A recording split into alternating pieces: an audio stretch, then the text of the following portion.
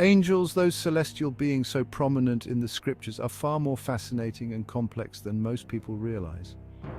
Prepare to journey with us beyond the veil of the familiar as we delve into the biblical texts and uncover the awe-inspiring and sometimes fearsome reality of angels.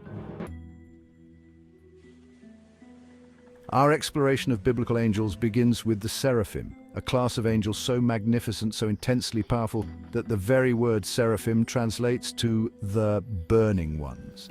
Imagine, if you will, the throne room of a king.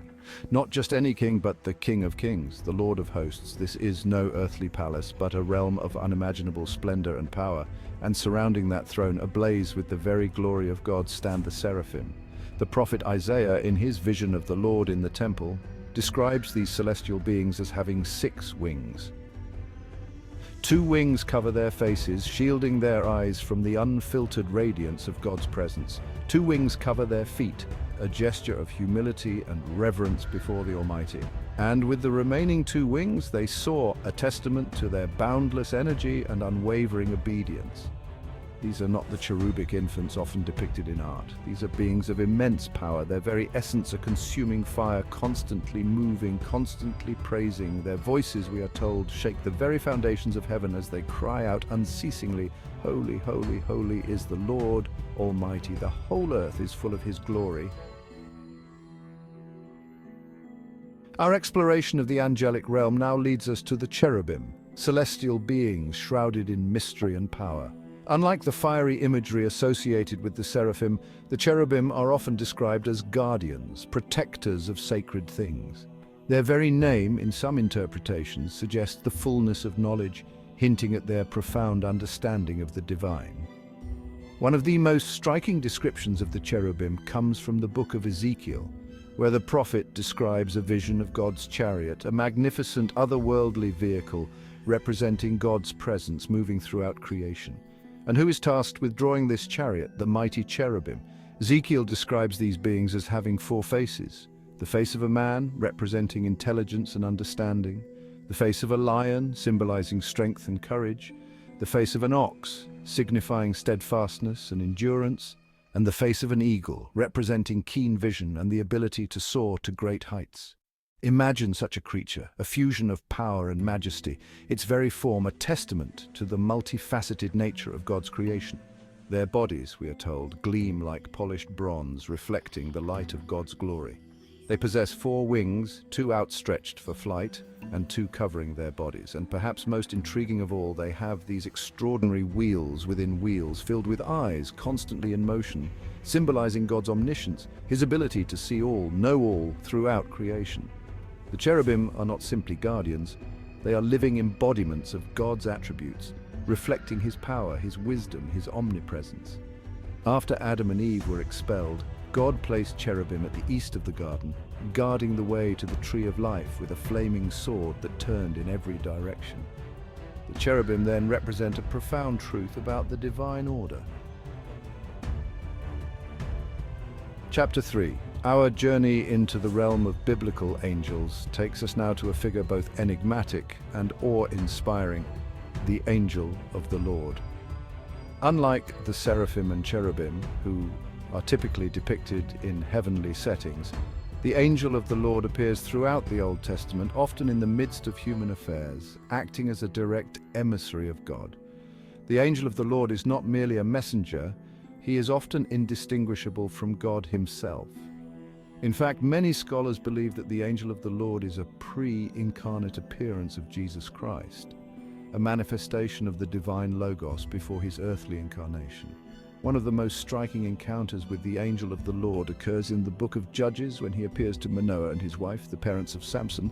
Manoah and his wife, unable to conceive a child, are visited by this mysterious figure who announces that they will indeed have a son destined for greatness.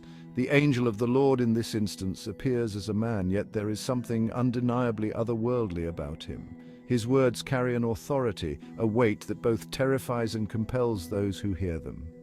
Manoah, sensing the divine nature of their visitor, prepares to offer a sacrifice, but the angel of the Lord stops him, saying, "I will not eat of your food, but if you prepare a burnt offering, offer it to the Lord."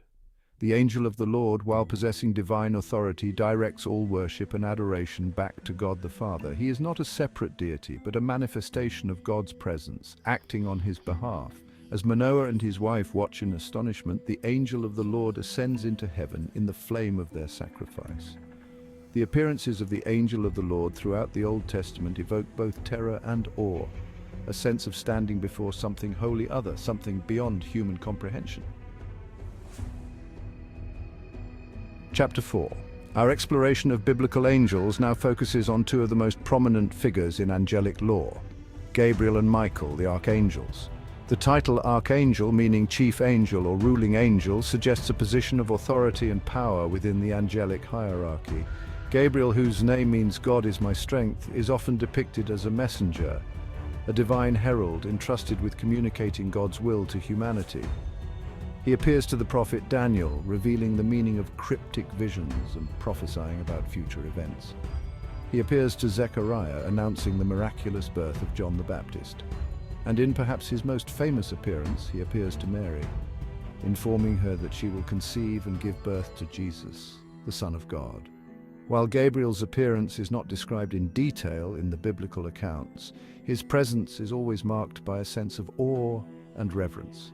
He speaks with divine authority, his words carrying the weight of God's own pronouncements. Michael, whose name means "who is like God," is depicted as a warrior, a mighty protector, a defender of God's people. He is mentioned in the book of Daniel as the one who stands guard over Israel, protecting them from their enemies.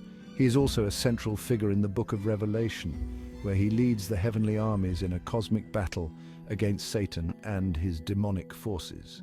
The imagery used to describe Michael in Revelation is nothing short of awe-inspiring. He is depicted as a radiant warrior clad in celestial armor, wielding a sword of blazing fire. The archangels, Gabriel and Michael, represent two distinct aspects of God's character and action in the world.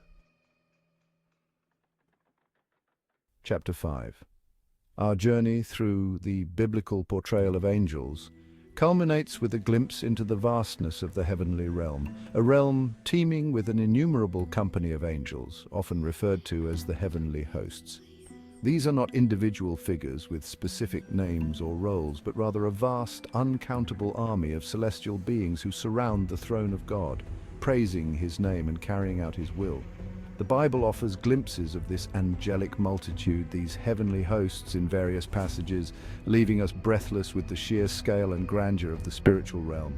In the book of Psalms, King David, overwhelmed by the majesty of God's creation, declares, "Praise him, all his angels, praise him, all his heavenly hosts."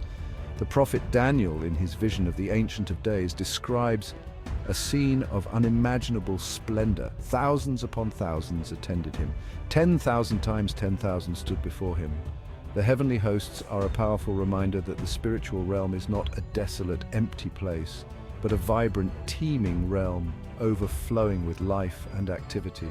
These angels, though often unseen, are constantly at work, carrying out God's purposes, ministering to his people, waging war against the forces of darkness. The biblical descriptions of the heavenly hosts challenge us to expand our understanding of the spiritual realm. The angels described in the Bible are much more than beautiful beings with wings. They represent the power, holiness, and mystery of God. Their forms, some beautiful, others terrifying, remind us that we are standing before the supernatural, something beyond our understanding. This dive into the true appearances of angels, as described in the Bible, reveals that the spiritual world is far more impressive and challenging than popular representations suggest. Each appearance, each description serves as a reminder of the incomprehensible glory of the Creator and his celestial army.